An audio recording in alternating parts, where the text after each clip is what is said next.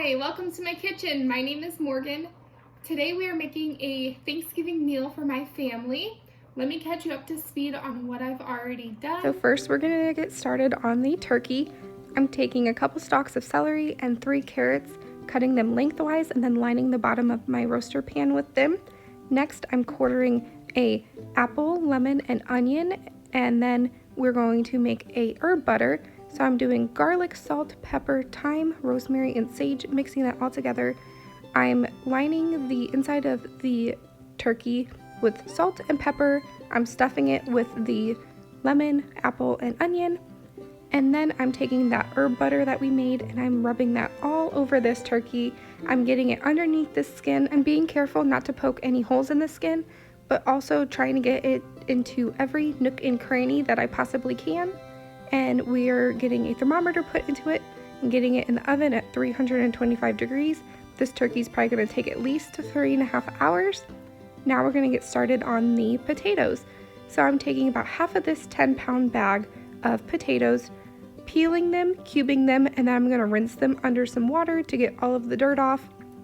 And then I'm going to get them on a pot of cold water, get that on the stove, and bring it all up to a boil together. So I've got the turkey in the oven currently, and the mashed potatoes, or the potatoes are boiling behind me for the mashed potatoes. And I figured, since I already got the oven going, I'm going to make a recipe that Nicole told me about. It is Libby's pumpkin roll. She's been talking about it on all of my pumpkin videos, and I decided to go ahead and give it a try. So thank you so much, Nicole, for giving this recipe idea to me.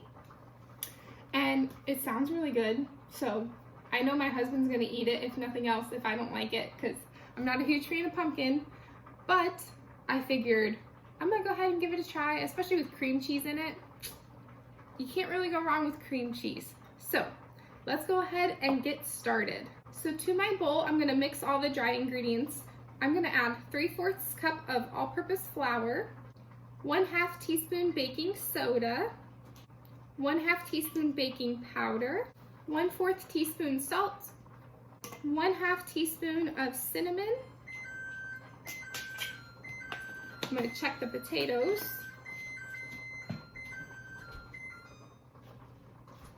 We're not quite there. We probably have another 5 to 10 minutes left on the potatoes. The recipe calls for cloves, but I'm not a huge fan of cloves, so I'm going to add 1/2 teaspoon of ginger instead.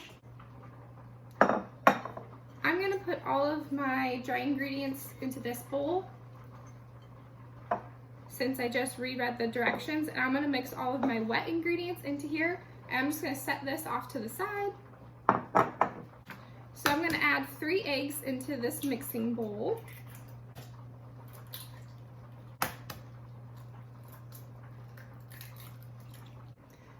Next, I'm going to add in 1 cup of sugar. I'm going to beat this mixture together until it's nice and thick.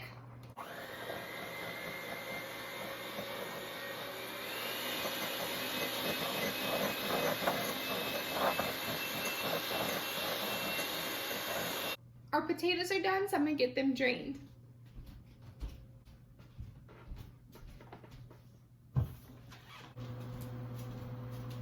We're going to take a pause on this cake so we can finish up these mashed potatoes. I'm going to get my beaters washed up. Alright, so I have my drained potatoes. I'm going to add in 1 whole stick of melted butter, or mostly melted, a couple dollops of sour cream. I'm going to beat this together with my blender. And I have 1 cup of milk. I'm just going to drizzle in a little bit at a time until I'm happy with the consistency.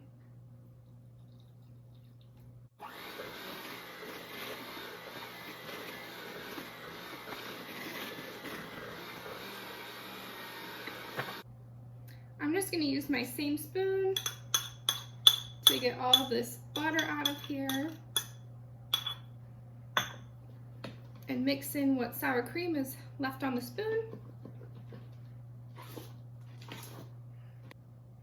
So I did about 1/2 cup of milk, and I'm happy with the consistency. They are nice and fluffy. I'm gonna give it a taste test. I use salted butter, so I don't want to over salt these.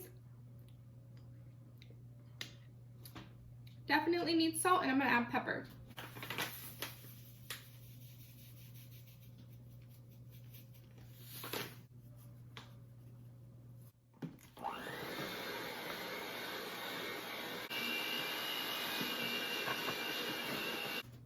All right, gonna give it another taste test.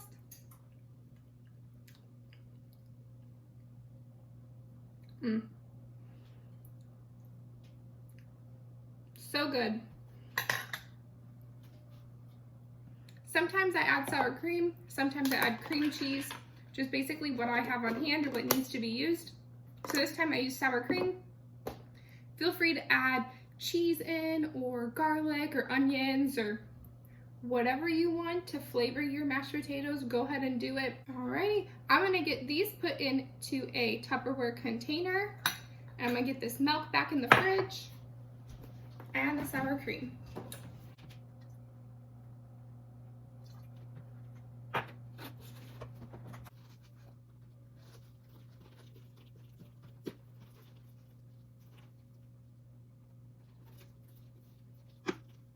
Okay, now back onto the pumpkin cake now that the mashed potatoes are done.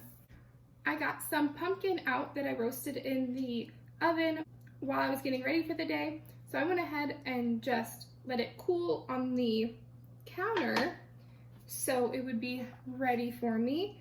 We need 2/3 cup of pumpkin puree. And this is homegrown and homemade pumpkin.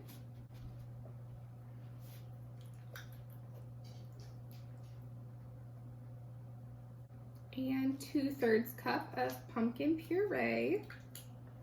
I just roasted it in the oven so it would be super, super thick, like you imagine store-bought pumpkin puree as.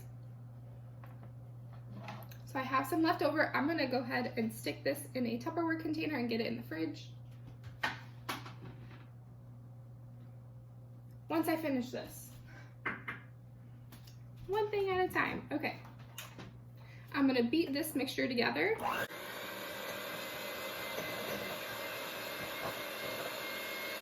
All right, so now that the pumpkin mix is all mixed up, I'm gonna prepare my pan because I haven't done that yet. So this pumpkin roll calls for a 15 by 10 inch jelly roll pan. Well, I don't have one of those. I checked. The closest thing I have would be a 9 by 13 pan, but I think if I put the pumpkin roll into that, they'll be way too thick and I won't be able to get it out of the pan nicely. So I'm gonna use a sheet pan and see how well it works. I measured it, it's like 10 by 17, I think. So it's a little longer, but I think it's gonna work a lot better. I just have some olive oil cooking spray that I'm gonna use. I wouldn't typically use olive oil because of the olive flavor. I would use avocado oil, but I don't have any right now, so I'm just gonna use the olive oil. And then I'm gonna sprinkle on some flour.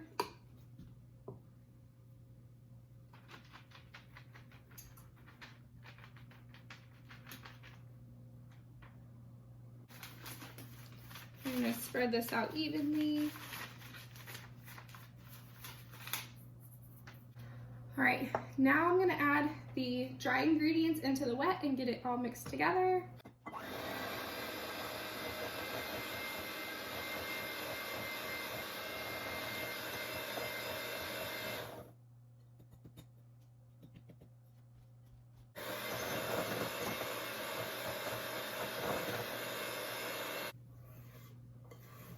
Just gonna scrape down the sides of my bowl.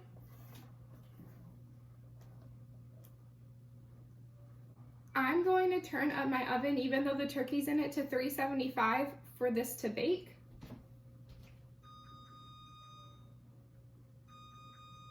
And I'm gonna get this spread out evenly onto the parchment paper. I'm gonna spread it as evenly as I can.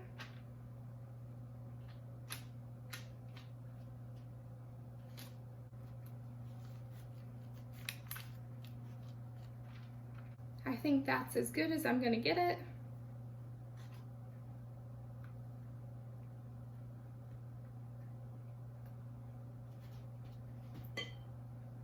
And I'm gonna get this in the oven.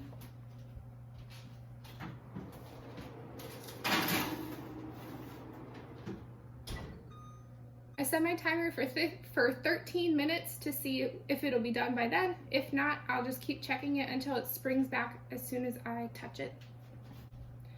So now I'm just gonna make some powdered sugar really quick since I don't have any on hand, and it's as simple as just running sugar through your blender until it's a powder. And I think we need 1 cup, yes, 1 cup of powdered sugar.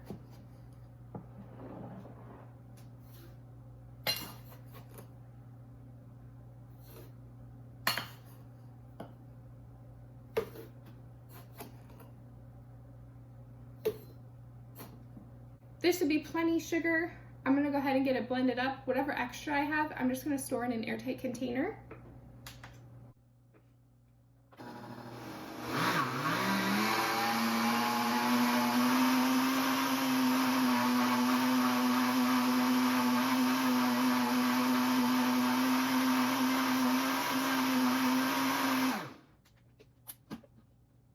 And it's as simple as that.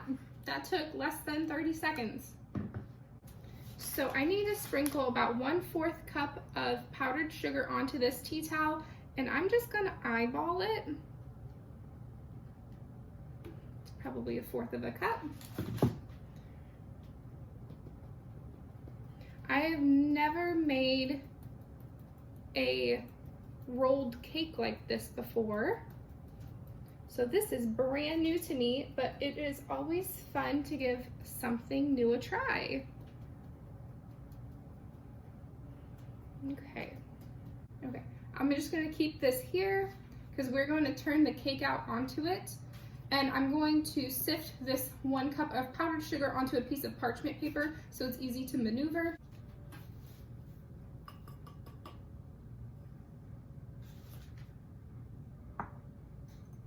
You know, I'm just gonna do it right back into my cup.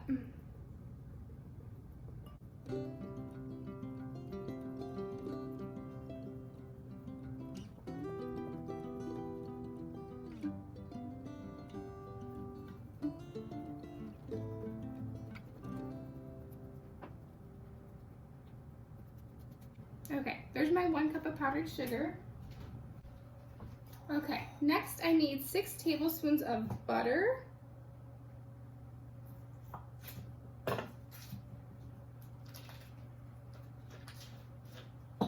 And 1 block of cream cheese.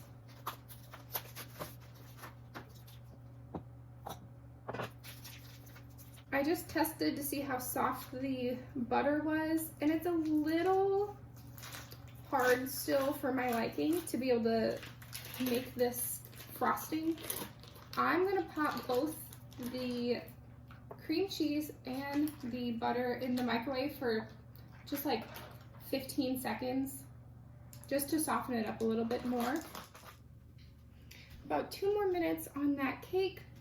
Meanwhile, let's get this frosting put together. So now I'm just going to cream the butter and sugar, or the butter and cream cheese together. Then I'll add the sugar and vanilla. I'm slowly adding in this 1 cup of powdered sugar, just a little at a time, so I don't end up with a cloud of powdered sugar exploding out of my bowl.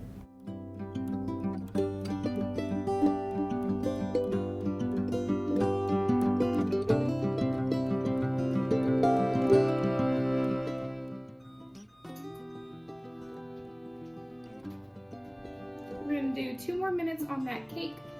It's definitely uneven the way I spread it into the pan, so it's taking longer for the thicker part to cook. I'm gonna add a little vanilla into this frosting.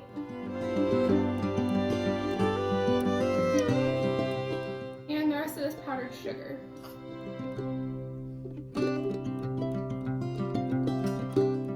So this cream cheese frosting was super easy to just whip together, and it is absolutely delicious. But now I'm getting the cake pulled out of the oven, and you're wanting to do this almost immediately as soon as you take it out, of flipping it out onto your powdered sugar and then removing whatever layer you had for baking it on. So since I use parchment paper, I'm removing the parchment paper. That's not bad. And then while it's still warm, rolling it with the tea towel and making it a pumpkin roll. Fingers crossed this turns out okay. I've just got a wire rack. And we're gonna let this cool. So I think this pumpkin roll has cooled enough. So I'm gonna remove it from the wire rack and carefully unroll it and pray that it doesn't fall apart.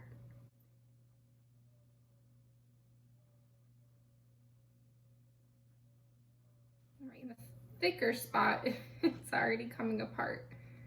Oh, but that's okay. Okay. I'm gonna spread this cream cheese mixture on evenly.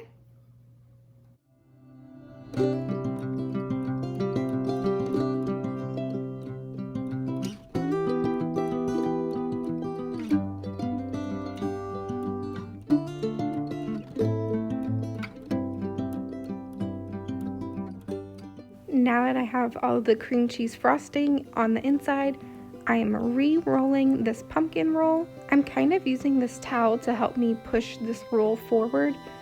It's helping, but it's also just kind of making it worse because the towel is sticking more to the cake.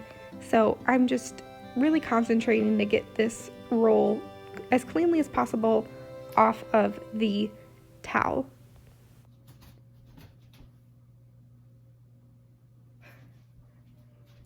That's not half bad. All right, so now I'm gonna wrap this pumpkin roll in some saran wrap.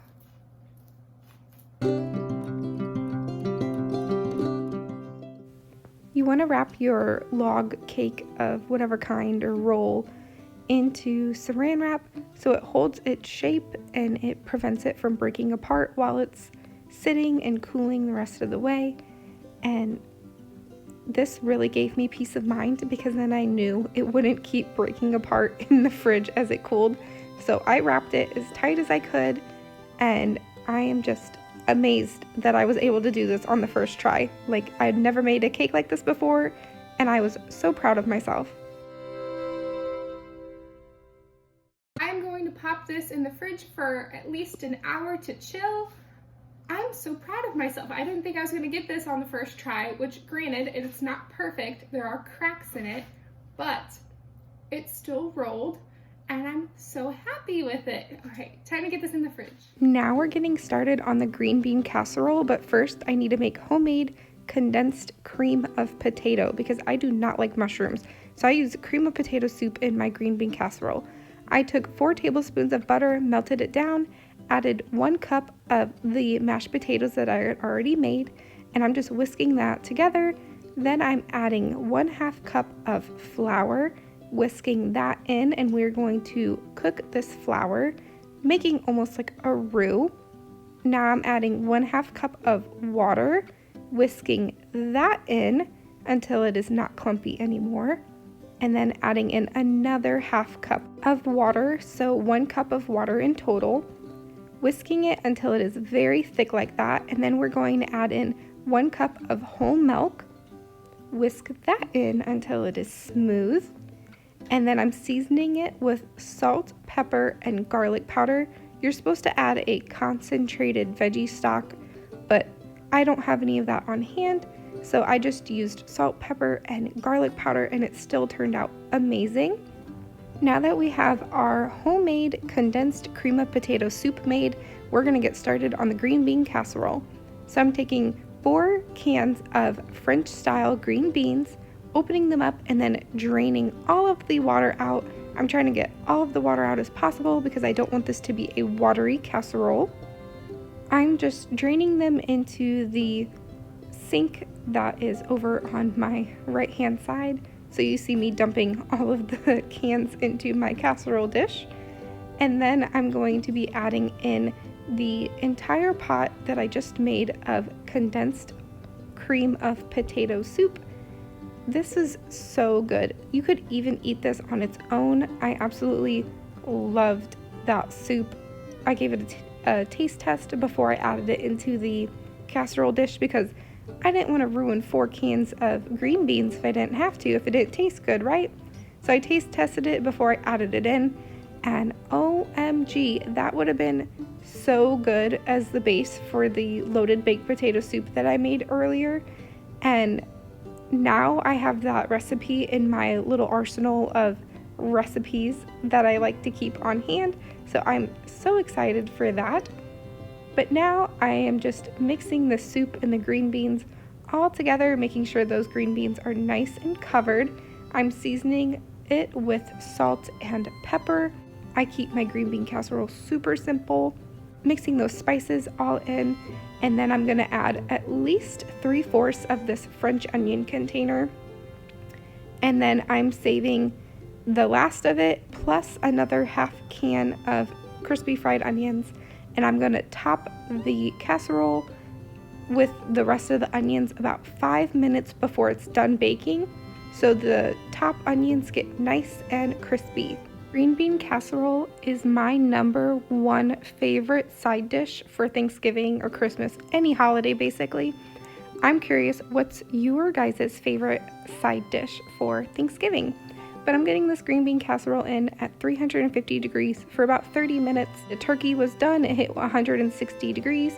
So I pulled it out of the oven. It's gonna come up to 165 while it's sitting there. And we're going to make turkey gravy. So I pulled 2 cups of drippings out of the turkey pan, and I added 1 cup of drippings in at first, and then I added in a 1/2 cup of flour. I'm whisking all of that in, trying to make it as smooth as possible. I'm adding in another 1/2 cup of flour, just doing a little bit at a time. I'm making a roux, and I'm whisking this flour in, trying to get it cooked out. And then I'm adding in the last cup of drippings, whisking it all together, just whisking away. Now this next part is your personal preference on adding however much stock you want. I didn't have any turkey or veggie stock on hand, so I'm using watered down beef broth because I had 1 cup of beef broth left in that jar. So I just added about 3 cups of water to it to just help tone down the flavor a little bit. But I added probably in total 3 cups worth of this beef broth in to the desired consistency that I was aiming for. I'm getting it out of the pot and into a storage container, and we're all done. All right, so I am all done with our simple Thanksgiving meal. So to wrap things up, we made a roasted turkey with apples, lemon, onion, herbs, and lots of butter. Made some delicious mashed potatoes. We've already dug into these. My baby absolutely loves them. And all I did was season them with salt and pepper, with butter, sour cream, and milk. That's what I added into these.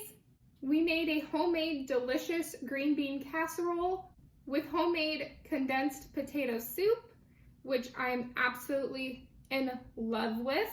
We made a simple homemade turkey gravy with beef broth instead of chicken broth or veggie stock because all I had was beef broth on hand, so that's what I used. It turned out amazing as well.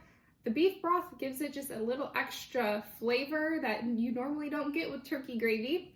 And of course, our pumpkin roll. I'm not putting powdered sugar on this just yet because I'm gonna keep it in the fridge, and I don't want the cake to get super mushy because as soon as I put the powdered sugar on top, it's gonna absorb into the cake, and I don't want it to get mushy while it's sitting in the fridge. So before I serve it, I will add some powdered sugar on top, and I am just so amazed with how well this turned out, even without using a correct size pan, and just literally eyeballing if it was even or not on the sheet pan. And it was definitely thicker in some places and thinner in others, but it still rolled pretty well. There are some cracks, as you can see, but it turned out amazing. I had a little bit of the crumb that was stuck onto the towel, and it was so good. I'm starting to change my mind on pumpkin spiced things because I'm spicing it to my level, which makes me really enjoy it a lot more than the almost like obnoxious amounts of spices that recipes call for whenever you are making things pumpkin spice. So thank you all so much for watching. I absolutely loved having you in my kitchen with me while we made this Thanksgiving meal. I hope you all have an amazing and happy Thanksgiving. I hope you're spending it with your friends and family and just all the love is around you. I cannot wait to see you in the next video. If you haven't yet, make sure to leave a like, comment, and subscribe, and I will see you all in the next video. Bye.